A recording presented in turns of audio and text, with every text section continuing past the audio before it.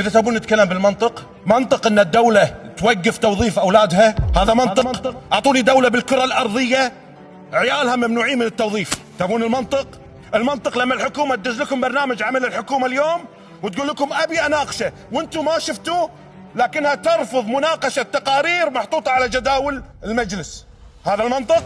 تخيلوا هو اليوم ما وصل حتى برنامج عمل الحكومة وطالبنا ان نناقشه واحنا ما شفناه، في حين انها هي نفسها تقول انا شلون اناقش تقارير من حكومات سابقة، مو على اساس الدولة جهاز العاب وتلفزيون طف اللعبة ونعيد من اول. لا يبا، في لجان، في اراء، هم نفس وكلاء المالية موجودين، مجلس ادارة التأمينات هو نفسه، بل اكثر من ذلك عندكم وزير كان عضو باللجنة ووافق على هذه التقارير. لكن يا مو بلاقي ذراع يا جماعة، هناك وعد والتزام من القيادة السياسية.